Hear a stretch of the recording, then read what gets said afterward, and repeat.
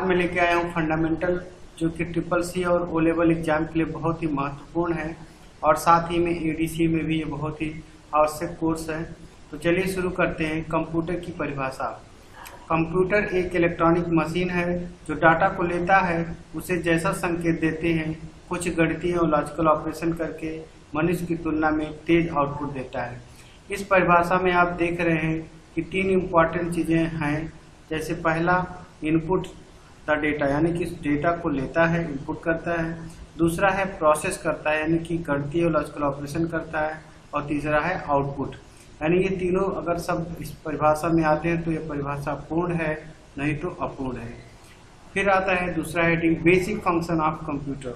Computer के कुछ निम्न फीचर होते हैं, फंक्शन होते हैं, जैसे जोड़, घटाना, गुणा, भाग, तुलना करना, संग्रह करना। इसमें बहुत बड़ी स्टोरेज कैपेसिटी होती है, यह सूचनाओं को इकट्ठा कर सकता है। खोजने की क्षमता इसमें बहुत तेज होती है, सर्चिंग कर लेता है और एक्सेस भी कर सकता है।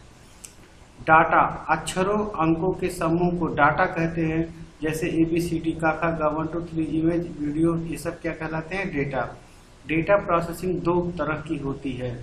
पहला इलेक्ट्रॉनिक डेटा प्रोसेसिंग और दूसरा होता है manual data processing. Electronic data processing में इसमें सभी कार्य इलेक्ट्रॉनिक डिवाइस द्वारा किए जाते हैं और मैनुअल डेटा प्रोसेसिंग में सभी कार्य हाथों से किए जाते हैं।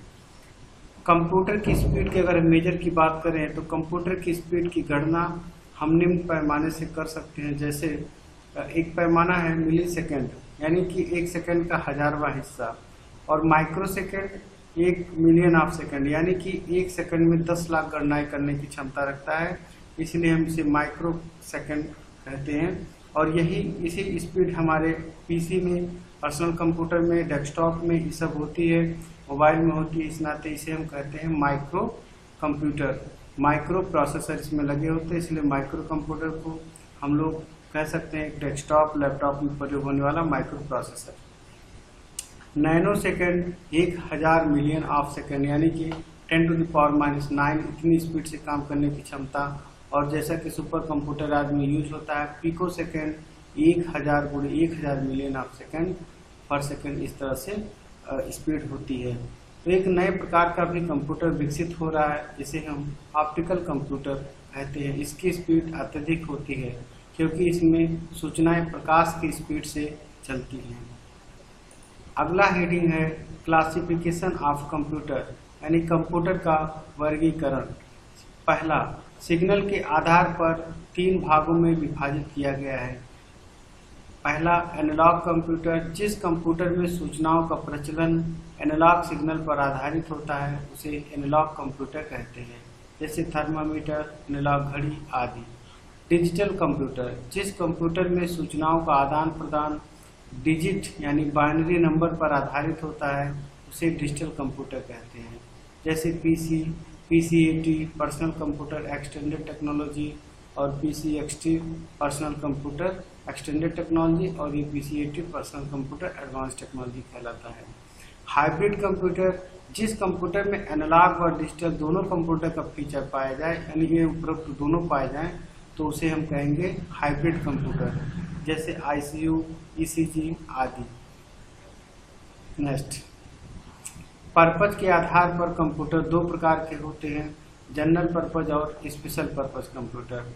जिस कंप्यूटर का प्रयोग सामान्य कैलकुलेशन के लिए विभिन्न प्रोग्राम को कार्य करने के लिए लायक होता है उसे हम जनरल पर्पज, यानी आज जो हम लोग का कंप्यूटर है वो जनरल पर्पज कंप्यूटर है, जैसे PC। स्पेशल पर्पज कंप्यूटर विशिष्ट कार्य के लिए बनाया गया कोई ऐसा कंप्यूटर हो तो उसे हम स्पेशल पर्पज कंप्यूटर कहते हैं, जैसे कि PC मशीन, मिठाई की दुकान पर कंप्यूटराइज चूल्हा आदि। डिजिटल या साइज के आधार पर अगर हम कंप्यूटर का वर्गीकरण करें तो कह सकते हैं 4 भागों में विभाजित है।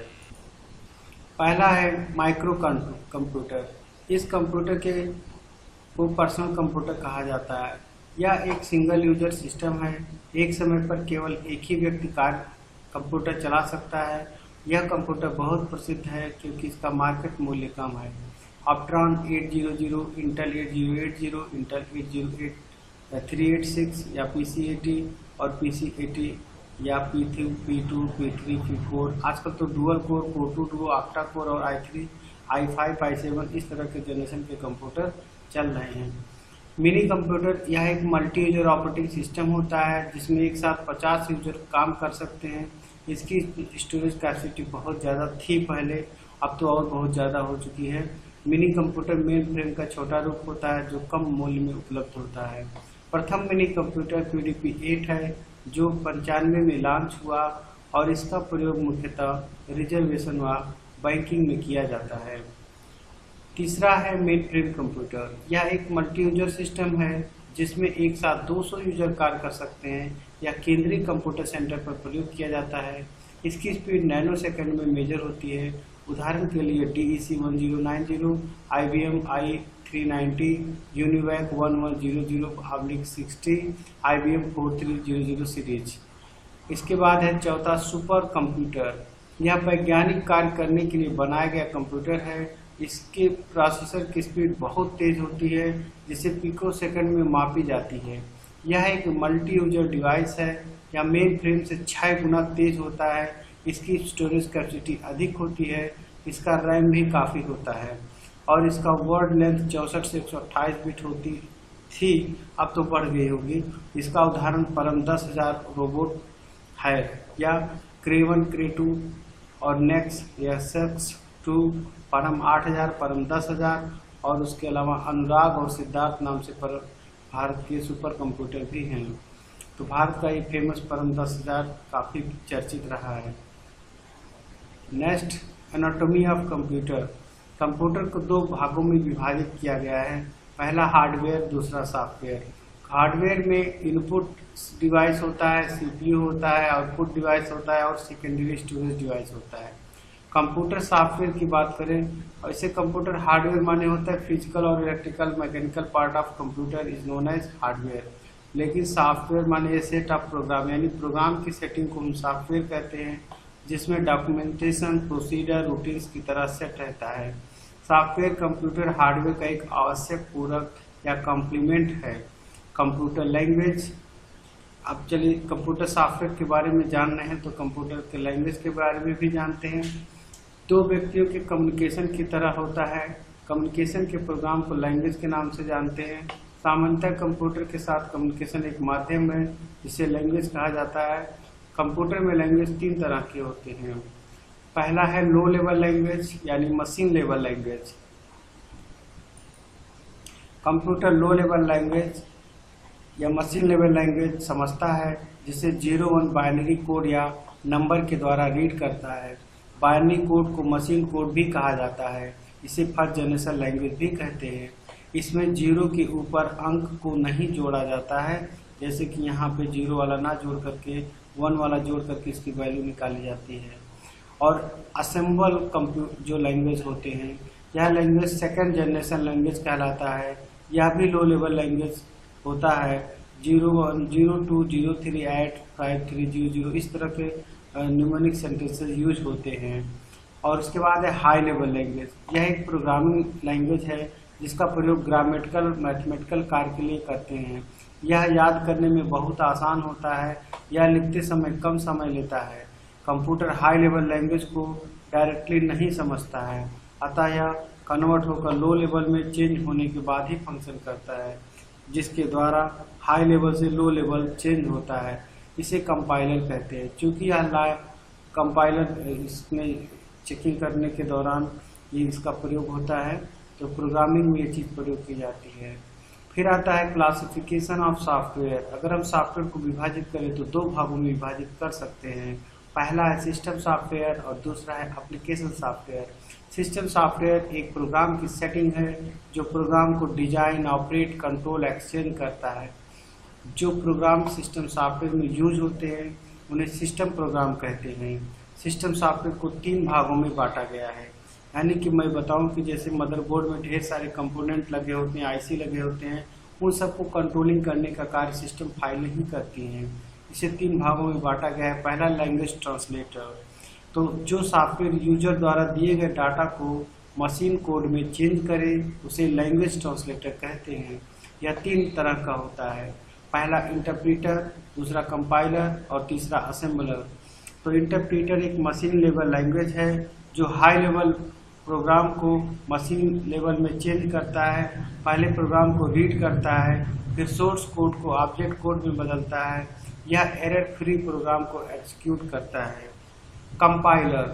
कंपाइलर एक ऐसा प्रोग्राम है जो मशीन लेवल लैंग्वेज लिखने में यूज होता है। इसका फंक्शन हाई लेवल प्रोग्राम को मशीन लेवल प्रोग्राम में चेंज करता है। यह प्रोग्राम को लाइन बाय लाइन चेकिंग करता है और एरर को दिखाता है, इसलिए ये काफ़ी फेमस है और यह इंटरप्रेटर की तुलना में कम समय लेता है। असेंबलर एक ऐसा प्रोग्राम है जिसमें असेंबल लेवल लैंग्वेज को लिखा जाता है, जिसका कार्य असेंबलर लेवल प्रोग्राम को मशीन लेवल प्रोग्राम में चेंज करता है। अब आता है दूसरा नंबर 2 कंप्यूटर सिस्टम सॉफ्टवेयर में ऑपरेटिंग सिस्टम। ऑपरेटिंग सिस्टम क्या होता है कि कंप्यूटर का जो विंडोज होता है, जैसे लाइनक्स है या विंडोज है, ये सब ऑपरेटिंग सिस्टम कहलाते हैं। तो कंप्यूटर के प्रोग्राम को ऑपरेटिंग सिस्टम कहते हैं। यह 4 प्रकार से होता है। पहला है single user operating system. Single user operating system में केवल एक समय में एक व्यक्ति को कार्य करने की अनुमति होती है।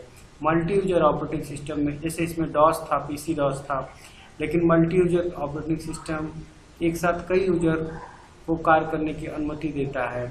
ग्राफिकल यूजर इंटरफेस, यह ऑपरेटिंग सिस्टम इमेज को प्रस्तुत करने के लिए प्रयोग होता है, जैसे Windows based operating system. Virtual storage operating system, इसका प्रयोग आभासी मेमोरी को स्टोर करने के लिए होता है। ऑपरेटिंग सिस्टम इतना ही बड़ा होता है कि इसके प्राइमरी मेमोरी में यानी रैम में स्टोर हो जाता है। यह ऑपरेटिंग सिस्टम डाटा को प्राइमरी रैम रोम में स्टोर तथा प्राइमरी से सेकेंडरी मेमोरी में ट्रांसफर करने का कार्य करता है, जैसे मोबाइल में। तीसरा है यूटिलिटी प्रोग्राम। यह प्रोग्राम है, यह ऐसा प्रोग्राम है, पहले लिखा हुआ प्रोग्राम है जिसमें हम टेक्स्ट एडिटिंग, फॉर्मेटिंग और सॉर्टिंग आदि कर सकते हैं, जैसे WordPad, Notepad, pen, calculator, window media, ये सब इसी के हिस्से होते हैं ऑपरेटिंग सिस्टम के। ये सब को हम यूटिलिटी प्रोग्राम कहते हैं। तो ये तो था सिस्टम सॉफ्टवेयर, लेकिन दूसरा हम बता रहे हैं एप्लीकेशन सॉफ्टवेयर। यह यूजर के लिए विशिष्ट टास्क को प्रस्तुत करता है, जिसमें सॉफ्टवेयर का वर्णन किया जाता है, जैसे spreadsheet, banking application, railway reservation program आदि। एप्लीकेशन प्रोग्राम को 2 तरह का होता है, पहला स्टैंडर्ड प्रोडक्ट, दूसरा नॉर्मल प्रोडक्ट। तो जो स्टैंडर्ड प्रोडक्ट होते हैं, जैसे किसी सॉफ्टवेयर पे Oracle, fox pro, lotus, DBS पे बना हुआ सॉफ्टवेयर होता है या किसी स्पेशल कार्य के लिए बना होता है। लेकिन नॉर्मल प्रोडक्ट या हम लोगों का जैसे फाइनेंशियल अकाउंटिंग पैकेज है, ऑफिस पैकेज है या ऑफिस में यूज होने वाली एप्लीकेशंस है, तो उन सबको हम कहते हैं नॉर्मल कंप्यूटर। कंप्यूटर की विशेषताएं, कंप्यूटर की विशेषताएं एक तो स्पीड होती है कंप्यूटर में, यह बहुत तेज उपकरण है जो एक साथ घंटों तक कार्य करते हैं। इसमें उसकी गति अंत तक बनाए रखता है। कंप्यूटर की गति को आज पिको में भी मापा जा सकता है, जो कि 1 सेकंड का ट्रिलियन भाग होता है। एक्यूरेसी, एक कंप्यूटर कभी भी उपयोगकर्ता को कोई गलत जानकारी नहीं देता है, क्योंकि हर सेकंड लाखों ऑपरेशन करने वाले इलेक्ट्रॉनिक सर्किटरी का उपयोग करके एक कंप्यूटर एक सभी ऑपरेशन करता है। सर्किट एक साथ घंटों के लिए त्रुटि मुक्त चला करते हैं। स्टोरेज, कंप्यूटर की सबसे महत्वपूर्ण विशेषताओं में से एक स्टोरेज है। यह कंप्यूटर बड़ी मात्रा में डेटा संग्रह कर सकता है। पूरे ऑक्सफोर्ड डिक्शनरी को केवल एक फ्लॉपी में संग्रहित किया जा सकता है। वर्साटिलिटी, बहुमुखी प्रतिभा होती है। इसमें एक कंप्यूटर लगभग किसी भी प्रकार के अंकगणितीय तार्किक संचालन कर सकता है, जो कंप्यूटर पठनीय तार्किक चरणों की एक श्रृंखला में टूट जाता है। ऑटोमेशन, एक कंप्यूटर किसी भी मानवीय हस्तक्षेप के बिना एक साथ घंटों तक लगातार एक विशेष कार्य कर सकता है। डिलीजेंस, कंप्यूटर बिना थकावट, ऊब के मानवीय लक्षणों से ग्रस्त नहीं है, लगातार ये काम करता रहता है। अब आता है कंप्यूटर का इतिहास। कंप्यूटर का इतिहास, हिस्ट्री ऑफ कंप्यूटर। अबेस्कस नाम का डिवाइस सबसे पहले आया था। गणना के लिए इस्तेमाल किए जाने वाला सबसे पहला सरल उपकरण अबेकस सिंपली अबेस्कस 3000 ईसा पूर्व से उपयोग में है। अबैकस पहले चीन में विकसित किया गया था, बाद में इसका प्रयोग पूरी दुनिया के सभी हिस्सों में फैल गया। लॉगरिदम 1550 और 1637 में जॉन नेपियर द्वारा अगली मैनुअल गणना डिवाइस लॉगरिदम का आविष्कार किया गया था। लॉगरिदम के उपकरणों ने उन्हें गुणा की समस्या को ऐड और घटाव की समस्याओं में बदलने में सक्षम बनाया, यानी इसमें जोड़ घटाना गुणा भी फैसिलिटी थी। लेकिन बाद में पास्कलाइन वैज्ञानिक ब्लेज पास्कल ने 1642 में पहली मैकेनिकल एडिंग मशीन का आविष्कार किया। उन्होंने अपने पिता की मदद से इसे विकसित किया, जो फ्रांस में अधिकारी थे। कैलकुलेटर 1684 में गॉटफ्रेड लेibniz द्वारा आविष्कार किया गया, जो गुणा और भाग भी कर सकता था, यानी पहली बार जोड़ घटाना गुणा भाग कैलकुलेटर में आया 1684 में। चार्ल्स बबेज एक 19वीं सदी के प्रोफेसर जो कैम्ब्रिज यूनिवर्सिटी में आधुनिक डिजिटल कंप्यूटर के जनक माने जाते हैं, उन्होंने 1822 में डिफरेंस इंजन और 1833 में एनालिटिकल इंजन बना डाला और उसके बाद शुरू हो गया कमर्शियल कंप्यूटर का ज़माना, जिसमें हार्मन हॉलर्ड यानी उन्होंने हाइलाइटिंग मशीन बना दिया और 1885 में हार्मन हॉलर्ड ने डेटा की गणना रिकॉर्डिंग के लिए पहली बार बिजली से चलने वाली एक मशीन विकसित की थी। हाइलाइटिंग की मशीन संख्या अक्षरों को पढ़ने, प्रसंस्करण करने और वांछित फॉर्म में अक्षरों एवं संख्याओं दोनों को पढ़ने में सक्षम थी। जो इनपुट में थी छिद्रित कार्ड और छिद्रों के संयोजन ने इनपुट डेटा के कोड का गठन किया। इन्होंने एक ऐसी मशीन का आविष्कार किया जिसने कार्डों पर छेद कर दिया, जिसे टैबुलेटर कहा जाता था। 1896 में हॉलर्ड ने अपनी खुद की कंपनी की स्थापना की, जिसे टैबुलेटिंग मशीन कंपनी कहा जाता है। उसी कंपनी को आज दुनिया इंटरनेशनल बिजनेस मशीन कॉरपोरेशन यानी IBM के रूप में जानती है। नेक्स्ट है जनरेशन ऑफ कंप्यूटर। कंप्यूटर की 5 पीढ़ियाँ होती हैं। पहला जनरेशन है 1946 से 55 के बीच में जो कंपोनेंट प्रयोग हुआ था, वैक्यूम ट्यूब हुआ था यानी निर्वात CC, और उसकी मेमोरी 20 किलोबाइट थी और इसकी स्पीड 30 इंस्ट्रक्शन पर सेकंड थी।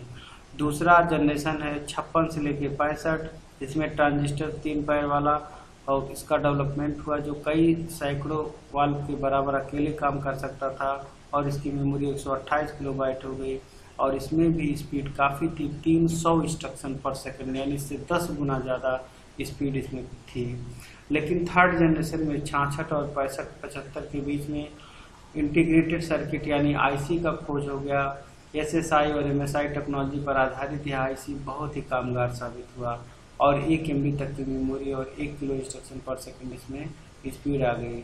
उसके बाद 76 से लेकर 85 के बीच में एक ऐसे कंप्यूटर का डेवलपमेंट हो गया जिसमें माइक्रो प्रोसेसर लगने लगे और लार्ज इंटीग्रेशन ऑफ सर्किट और very large integration of circuit पर काम करने वाला यह माइक्रो प्रोसेसर बहुत ही प्रभावी हुआ और दुनिया में कंप्यूटर क्रांति ला दिया।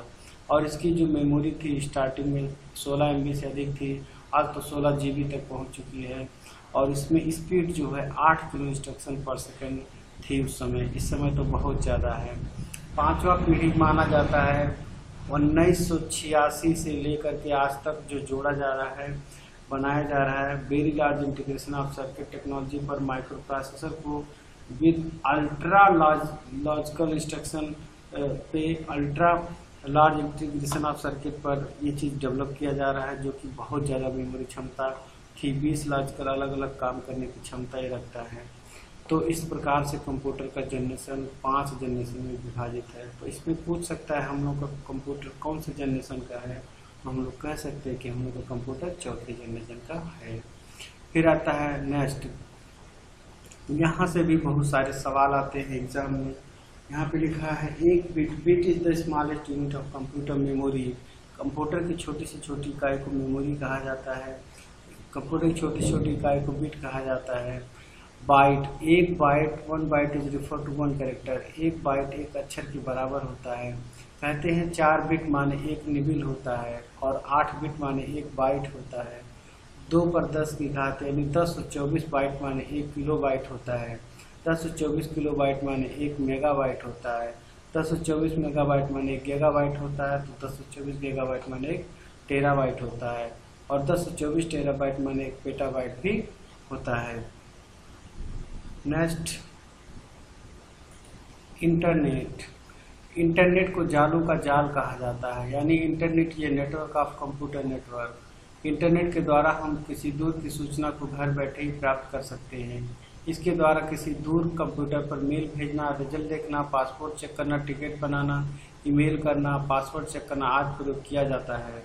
Requirement of internet. घर पे इंटरनेट लगाने के लिए आपको कंप्यूटर सिस्टम होना चाहिए, इंटरनेट कनेक्शन होना चाहिए, मॉडेम होना चाहिए और उसके सॉफ्टवेयर होने चाहिए। मॉडेम का अर्थ होता है कि modulation and demodulation of data is known as modem, यानी जिसमें सूचनाएं जब जाती हैं तो पहले कंप्यूटर डिजिटल समझता है, उसको एनालॉग में बदलते हैं तो उस प्रक्रिया को बोलते हैं मॉड्यूलेशन। और जब वहाँ से कोई सूचना जब हम कोई सूचना आती है कहीं बाहर से और वो एनालॉग होती है और जब कंप्यूटर प्रवेश करती है तो उसको यह मॉडेम बदल देता है डिजिटल फॉर्म में, इस प्रक्रिया को बोलते हैं मॉड्यूलेशन। और जब यहाँ से सूचना जाती है तो डिजिटल से एनालॉग में बदलता है तो इस प्रक्रिया को बोलते हैं डीमॉड्यूलेशन। तो यानी मॉड्यूलेशन एंड डीमॉड्यूलेशन प्रक्रिया को हम कहते हैं मॉडेम। फिर आता है हिस्ट्री ऑफ इंटरनेट। अमेरिका में वहाँ की मिलिट्री की एक एजेंसी जिसका नाम अरपा है, उसने अपने लोगों को नेटवर्क में बनाए रखने के लिए मैसेज भेजते थे। धीरे धीरे उन्होंने इमेज, अन्य कंटेंट भी एक शहर से दूसरे शहर में भेजना शुरू कर दिया। इस प्रकार उनकी कंपनी ने कई शहरों को नेटवर्क से जोड़ लिया और सर्वप्रथम टिम बर्नर्स-ली ने HTML कोडिंग के द्वारा वेबसाइट बनाया और जिन्हें फादर ऑफ WWW कहा जाता है। और इस प्रकार कैलिफोर्निया में आज भी दुनिया का मेन सर्वर रखा गया है और उनकी एजेंसी ने दुनिया के कई देशों को इंटरनेट को लीज पर देना प्रारंभ कर दिया। भारत में इंटरनेट 15 अगस्त 1995 को सर्वप्रथम लॉन्च किया गया। ईमेल का अर्थ होता है इलेक्ट्रॉनिक मेल। इसके द्वारा किसी भी सूचना को एक स्थान से दूसरे स्थान पर जल्दी से और आसानी से भेज सकते हैं। इसमें मैसेज भेजने के साथ साथ वर्ड, एक्सेल, स्लाइड या इमेज या फाइल आदि को भेजी जा सकती है। किसी आईडी पर मैसेज भेजने के लिए अपना ईमेल आईडी होना आवश्यक है। यह एडिशन मेरे द्वारा लिखा गया है। Manoj Soni, MSc IIT Manipal university, जहाँ से सत्या नडेला ने पढ़ाई किया है, वहीं से मैंने भी पढ़ाई किया और उसी नोट्स बुक से मैं पढ़ाता हूँ, तो एक्सपर्ट कंप्यूटर ट्रेनिंग इंस्टीट्यूट नाम से। तो बहुत बहुत धन्यवाद, आपने मेरे वीडियो को देखा, सुना, समझा और आपका बहुत बहुत स्वागत है। और थैंक यू। अगर वीडियो पसंद आया हो तो लाइक, सब्सक्राइब और शेयर करना।